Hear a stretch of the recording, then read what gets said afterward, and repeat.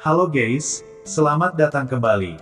Pada video kali ini kita akan kembali melanjutkan pembahasan bocoran Donghua BTTH, Season 5, Episode 45. Yang dimana pada episode kali ini, Han Feng akan dibunuh oleh si janda barbar Medusa. Dan biar nggak kebanyakan spoiler di awal, tekan dulu dong tombol subscribe-nya, dan nyalakan juga lonceng notifikasinya, karena itu tandanya, kita akan masuk ke bocoran alur ceritanya. Pada episode sebelumnya, sepintas kita telah melihat pertarungan yang dilakukan oleh Han Feng dan si MC kita Xiao Yan. Merasa telah berhasil menekan Xiao Yan menggunakan api surgawi miliknya, Han Feng pun lantas tertawa lalu berkata, "Junior, ada apa? Apa kekuatanmu mulai melemah? Sepertinya kekuatanmu tidak sekuat bacotanmu." "Senior, bukankah ini masih terlalu dini untuk bersenang diri?" sahut Xiao Yan, diikuti munculnya teratai api berwarna hijau tua dari telapak tangannya, dan hal itu lantas membuat ekspresi Han Feng seketika berubah drastis, karena dia jelas bisa merasakan aura yang kuat dan menakutkan dari teratai api tersebut. Dan hanya dengan satu jentikan jari, teratai api hijau dengan kekuatan menakutkan itu pun mulai melesat ke arah Han Feng.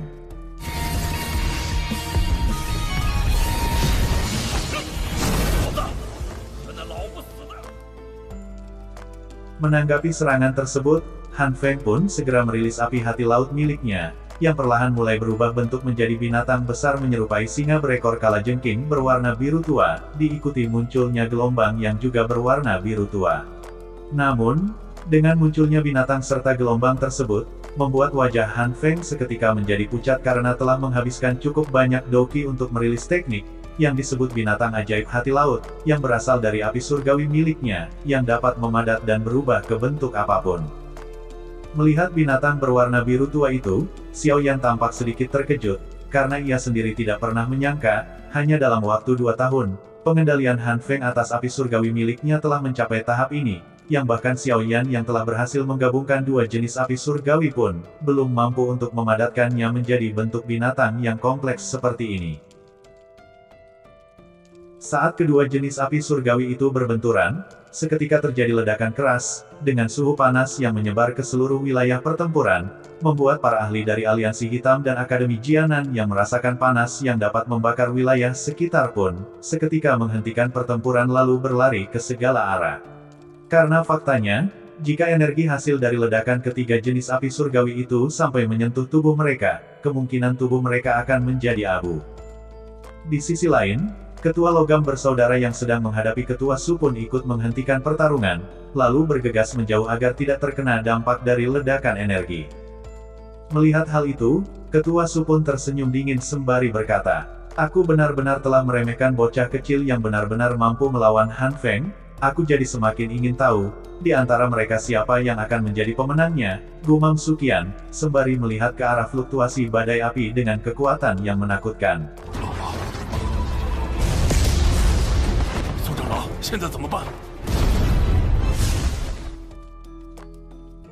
Akibat suhu panas yang menakutkan, menyebabkan udara di daerah sekitar menjadi sangat kering, dan mengakibatkan penglihatan yang tak terhitung jumlahnya menatap dengan tertegun, sembari menyaksikan badai api yang menyapu langit. Meskipun jaraknya sangat jauh, mereka masih bisa merasakan tanah yang mereka pijak seketika bergetar hebat. Jika saja ledakan kedua energi itu berada sedikit rendah dari permukaan tanah, kemungkinan bangunan kota Feng akan seketika rata dengan tanah.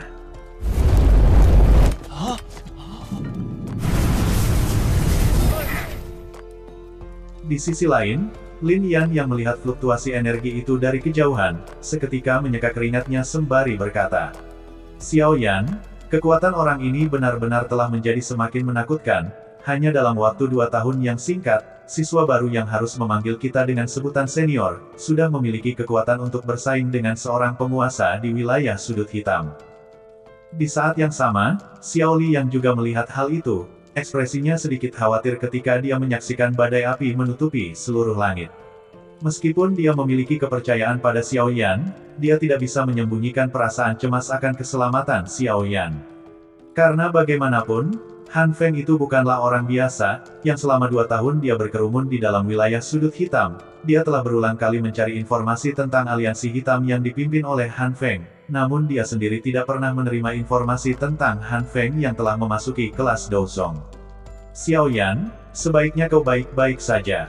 Kalau tidak, bagaimana aku bisa menunjukkan wajahku pada kakak pertama? Gumam Xiao Li, yang hanya bisa berdoa agar Xiao Yan memiliki cukup keberuntungan untuk melarikan diri dari badai api tersebut.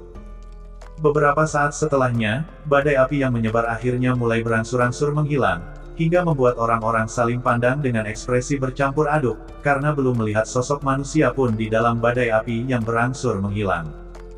Sementara Suqian, ia pun melihat ke arah badai tanpa mengedipkan matanya. Walaupun dengan kekuatannya saat ini, dia sama sekali tidak bisa merasakan situasi di dalam badai yang berangsur mulai menghilang, namun belum memperlihatkan sosok Xiao Yan ataupun Han Feng. Di saat semua mata menatap dengan ekspresi cemas, tiba-tiba tampak sosok Han Feng yang melesat secara eksplosif dari dalam badai, membuat wajah tegang dari orang-orang aliansi hitam segera menghilang dan tergantikan dengan sorakan gembira karena mengetahui Han Feng telah selamat dari badai api. Yang demikian, kemungkinan Xiao Yan telah mati.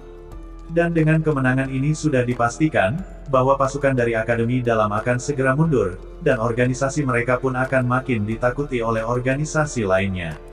Karena dalam wilayah sudut hitam sendiri, tidak ada organisasi lain yang berhasil mengalahkan Akademi Jianan. Melihat para ahli dari wilayah sudut hitam yang bersorak atas kemenangan Han Feng, wajah orang-orang dari Akademi Dalam seketika menjadi buruk. Begitupun dengan Xiao Li, yang menjadi sangat marah, membuat niat membunuh yang buas perlahan naik ke wajahnya. Saat itu dia sudah memutuskan di dalam hatinya, jika ada kecelakaan yang terjadi pada Xiao Yan, maka hari ini dia akan membunuh Han Feng, walaupun dengan nyawanya sebagai bayarannya. Namun belum sempat melakukan apa-apa, tiba-tiba Suqian berkata, "Semuanya jangan bertindak ceroboh, karena sepertinya ada sesuatu yang tidak beres." Teriak Suqian, sembari melihat ke arah Han Feng, yang saat itu terbang namun dengan posisi seperti orang yang sedang terjatuh dari langit. Di saat yang sama, mendengar teriakan Suqian, tatapan semua orang kembali melihat ke atas dan mereka juga merasakan ada yang tidak beres. Karena faktanya, meskipun Han Feng telah melarikan diri dari badai api, namun postur di mana dia mendarat di tanah, lebih mirip orang yang jatuh akibat pukulan keras. Sementara semua orang yang menatap dengan ketidakpastian, tiba-tiba badai api yang menyebar di langit kembali menimbulkan riak, diikuti munculnya sosok Xiao Yan yang keluar dari dalam badai api, membuat orang-orang dari wilayah sudut hitam yang awalnya bersorak bangga, seketika terdiam dengan ekspresi wajah yang sangat buruk. Sementara Xiao Yan, ia tampak menatap tajam ke arah Han Feng, yang saat itu internal Doqi-nya telah diblokir oleh api hijau miliknya. Dan tak ingin menunggu lama, Xiao Yan pun kembali mengepalkan tinjunya yang telah diselimuti api hijau, yang langsung menghantam ke arah dada Han Feng secara brutal. "Seorang pengkhianat yang mengkhianati gurunya memang pantas untuk mati," teriak Xiao Yan. Di sisi lain, Han Feng yang menerima serangan tanpa pertahanan sedikit pun, seketika terpental membentur tanah dan memuntahkan seteguk darah. Sementara Xiao Yan yang saat itu bisa merasakan nafas Han Feng yang sangat lemah, ia pun mengatupkan giginya, lalu mulai memfokuskan sisa Doqi pada pedang berat miliknya, lalu menembak secara eksplosif ke arah Han Feng yang terbaring di tanah dengan nafas yang kian melemah. Melihat Xiao Yan yang akan segera menghabisi Han Feng, para ahli dari wilayah sudut hitam pun berteriak histeris. "Semua selamatkan kepala aliansi." Melihat para ahli dari wilayah sudut hitam yang bersiap untuk memblokir serangan Xiao Yan, seketika Suqian pun berkata, "Hentikan mereka. Jangan sampai ada yang menghalangi Xiao Yan." Perintah Suqian, membuat semua sesepuh Akademi Dalam yang telah lama menunggu perintah, segera membentuk tembok manusia di luar kota Feng, untuk menghalangi para ahli dari wilayah sudut hitam. Di sisi lain, tepat saat pedang berat Xiao Yan akan menghancurkan di kepala Han Feng, tiba-tiba terdengar tawa aneh yang bergema di langit sembari berkata, bahwa ternyata Han Feng memang benar, tubuh spiritual Yao Sheng memang ada di tubuh anak muda ini. Ucap sosok bayangan hitam, diikuti munculnya rantai berwarna hitam setajam pisau, yang melesat lurus ke arah Xiao Yan dengan kecepatan yang menakutkan. Dan jelas saja, Xiao Yan yang telah menghabiskan semua kekuatannya untuk melepaskan serangan terakhirnya ke arah Han Feng, membuat dirinya tidak bisa menghindar, dan hanya bisa pasrah menerima serangan tersebut. Namun, Tepat saat rantai akan menembus jantung Xiaoyan, tiba-tiba terdengar suara sedingin es yang berkata, "Hidupnya adalah milikku, dan tidak ada yang boleh membunuhnya tanpa seizinku," ucap si janda Medusa, yang tiba-tiba muncul dan meraih rantai hitam itu dengan kuat, membuat semua orang yang melihat seketika tercengang karena tidak menyangka, bahwa serangan kuat itu dapat dihentikan oleh seorang wanita. Xiaoyan yang melihatnya tampak terkejut karena mengetahui, orang yang datang menyelamatkannya adalah si janda Medusa, yang juga telah berulang kali ingin membunuhnya. Di saat yang sama, Xiaoyan menatap ke arah Han Feng sembari bergumam, "Sial, padahal sedikit lagi bajingan itu akan berhasil aku singkirkan," gumam Xiaoyan, dipenuhi tatapan yang penuh dendam ke arah Han Feng. Melihat ekspresi Xiaoyan, Medusa pun lantas memalingkan pandangannya ke arah Han Feng dengan tatapan dipenuhi niat membunuh, seakan memiliki dendam pribadi dengan si kaisar obat tersebut. Lalu sesaat setelahnya, si janda barbar itu pun menendang Han Feng dengan keras hingga terpental dan menimbulkan lubang besar di tanah. Melihat hal itu, Xiaoyan pun spontan berkata, "Sungguh tendangan yang bagus," ucap Xiaoyan, dengan ekspresi puas. Di sisi lain, mata Su Qian yang terfokus ke arah si janda Medusa, ia pun dengan jelas bisa merasakan, bahwa walaupun sederhana, namun tendangan yang dilakukan oleh Medusa mengandung kekuatan yang menakutkan. Melihat tindakan Medusa, Su Qian lantas berkata, "Jangan katakan, bahwa wanita ini pun menaruh dendam pada Han Feng." Di sisi lain, melihat Han Feng yang ditendang oleh seorang wanita, si bayangan hitam pun berkata, "Sungguh tidak disangka, Han Feng akan mati dengan satu tendangan dari seorang wanita, dan ini merupakan kematian yang sangat konyol," ucap si sosok bayangan hitam, diikuti riak energi yang terpancar dari rantainya, yang kembali melesat ke arah Ratu Medusa. Menanggapi serangan itu, sang janda Medusa hanya menjabat tangannya, diikuti munculnya cahaya 7 warna, yang melesat dan bertabrakan dengan rantai hitam, hingga menimbulkan dentuman yang sangat keras. Melihat serangan yang dapat ditepis dengan mudah oleh seorang wanita, sosok bayangan hitam itu lantas berkata, "Siapa kau, yang benar-benar berani mencampuri urusan organisasi kami?" Mendengar ucapan itu, Ratu Medusa pun berkata dengan santai, bahwa hidup Xiaoyan adalah miliknya, dan tidak ada orang lain yang berhak mengambilnya. "Tapi jika kamu menginginkan mayatnya, maka aku akan memberikannya padamu setelah aku membunuhnya suatu hari nanti. Tapi bukan sekarang, jadi pergilah, karena kamu tidak akan memiliki kesempatan untuk membunuhnya," ucap Medusa. Mendengar ucapan Medusa, si sosok bayangan hitam itu pun berkata, "Sungguh wanita yang sombong, tapi misiku bukanlah untuk membunuh pemuda itu, melainkan untuk mengambil tubuh spiritual Yao Zeng, yang berada di dalam tubuh pemuda itu. Tapi sepertinya, hari ini keberuntunganku tidaklah terlalu buruk," ucap si bayangan hitam, diikuti gelak tawa, yang dalam sekejap mata, telah muncul di samping mayat Han Feng, lalu mencekik si kaisar obat dan menghisap semua kekuatan Han Feng sembari berkata, "Tubuh spiritual dari seorang alkemis tingkat 6 sungguh sesuatu yang sangat bagus," ucap si sosok bayangan hitam. Setelah membunuh dan mengambil tubuh spiritual milik Han Feng, sosok bayangan hitam itu pun pergi dan berkata, "Anak muda, kali ini aku akan membiarkan tubuh spiritual Yao Chen di dalam tubuhmu dalam waktu tertentu. Jika saatnya tiba, orang-orang dari organisasi kami akan kembali datang dan merebutnya, jadi nikmatilah waktumu dengan baik," ucap si bayangan hitam, lalu pergi dari tempat tersebut. Melihat sosok hitam yang menghilang dari tempat tersebut, Xiaoyan pun menunjukkan kekesalan yang luar biasa, karena tidak berhasil mendapatkan api surgawi milik Han Feng. Namun beberapa saat setelahnya, ekspresi Xiaoyan seketika berubah, saat melihat cincin penyimpanan kualitas tinggi milik Han Feng. Mengetahui akan hal itu, tanpa basa-basi Xiaoyan pun mengambil cincin tersebut. Namun saat akan menggunakannya, tiba-tiba terjadi penolakan energi spiritual. Namun dengan beberapa metode yang dimilikinya, akhirnya Xiaoyan pun berhasil menghilangkan jejak spiritual milik Han Feng yang masih tertinggal di cincin tersebut dan menggunakannya. Di sisi lain, Ratu Medusa yang melihat Xiaoyan yang tampak tersenyum puas karena berhasil memperoleh cincin penyimpanan milik Han Feng, serta semua harta yang ada di dalamnya, ia pun menatap dengan tatapan dingin. Menyadari akan hal itu, Xiaoyan pun segera menatap ke arah Ratu Medusa sembari mundur beberapa langkah, karena merasakan kekuatan yang menakutkan dari si janda barbar Medusa.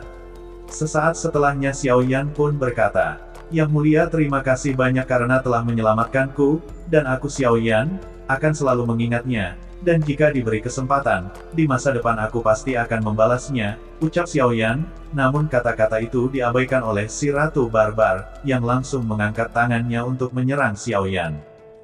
Namun, saat serangan itu akan menghantam tubuh Xiaoyan, tiba-tiba Suqian datang dan menghalau serangan tersebut.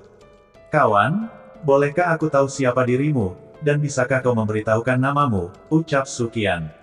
Sementara Xiaoyan, ia pun segera menarik nafas lega sembari mengingatkan ketua pertama Akademi Jianan untuk tetap berhati-hati, karena wanita yang tampak cantik itu bisa melakukan serangan lebih cepat daripada mengedipkan matanya.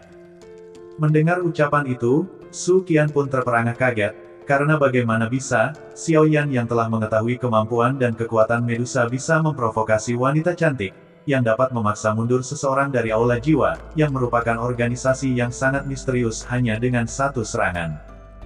Di sela itu Medusa berkata pada Xiaoyan, bahwa jika ingin membalas perbuatanku, maka kamu bisa membalasnya dengan hidupmu, karena di kesempatan berikutnya, aku pasti tidak akan memberikan belas kasihan padamu, ucap Medusa, lalu berbalik dan menghilang dari tempat tersebut. Melihat kepergian si wanita barbar itu, Suqian pun menarik nafas lega, sembari berkata pada Xiaoyan, bahwa ada masalah apa antara dia dan wanita yang selalu datang untuk membunuhnya. Dan jelas, kejadian kuda-kudaan itu tidak akan diceritakan oleh Xiaoyan. Melihat Xiaoyan yang hanya diam dan tidak menjawab pertanyaan itu, Suqian pun kembali berkata, bahwa sudahlah lupakan saja, tapi bagaimanapun kamu harus lebih berhati-hati, karena wanita yang mengincar kematianmu memiliki kekuatan yang menakutkan, bahkan aku pun tidak akan mampu untuk menghadapinya. Ditambah lagi rahasiamu telah diketahui oleh orang-orang dari Aula Jiwa, yang bisa datang kapan saja untuk membunuhmu, ucap Suqian, yang kembali terbelalak kaget, saat melihat cincin penyimpanan milik Han Feng, yang telah berada di jari Xiaoyan. Karena bagaimanapun, Suqian sangat jelas tahu, bahwa cincin penyimpanan itu berisikan banyak harta yang diperoleh oleh Han Feng melalui banyak pertempuran besar, dan sangat tidak terduga, bahwa cincin itu telah menjadi milik Xiaoyan. Saat itu Xiaoyan berkata, bahwa ini hanyalah hadiah kecil untuk kemenanganku. Mendengar ucapan itu, Suqian pun tersenyum, sembari melemparkan pandangannya ke arah tembok kota Feng sembari berkata, akhirnya duri-duri ini bisa diangkat dari daging Akademi Jianan, karena dengan kematian Han Feng, otomatis aliansi hitam akan segera dibubarkan, ucap Suqian. Di sisi lain, Xiaoyan yang tampak sedikit menyesal, karena tidak bisa mendapatkan jantung api laut yang telah disempurnakan oleh Han Feng. Saat itu Suqian pun berkata, bahwa itu sudah cukup lumayan, karena kamu telah memperoleh cincin penyimpanan khusus milik Han Feng, namun yang terpenting saat ini, kamu harus menggunakan waktumu untuk berlatih, karena telah menjadi target dari organisasi Aula Jiwa, yang merupakan organisasi yang tidak bisa dibandingkan dengan faksi biasa. Mendengar ucapan itu, Xiaoyan pun berkata, bahwa cepat atau lambat, jika bukan mereka yang datang mencariku, maka akulah yang akan datang mencari mereka, karena hal ini bukanlah sesuatu yang bisa aku hindari. Mendengar ucapan itu, Suqian pun berkata, bahwa sekarang kamu harus memulihkan kekuatanmu terlebih dulu, dan manfaatkanlah waktu untuk meningkatkan kekuatanmu, sebelum orang-orang dari organisasi yang menakutkan itu datang mencarimu, ucap Suqian, lalu memerintahkan seluruh pasukan akademi dalam untuk segera kembali ke akademi. Dan itulah guys, akhir dari pembahasan bocoran Donghua BTTH, Season 5, Episode 45. Jika suka dengan video ini, jangan lupa tinggalkan dukungannya dengan cara tekan tombol like, dan jika ada saran dan masukan yang ingin disampaikan, silahkan kawan-kawan cantumkan di kolom komentar. Akhir kata, sampai jumpa di pembahasan Donghua lainnya.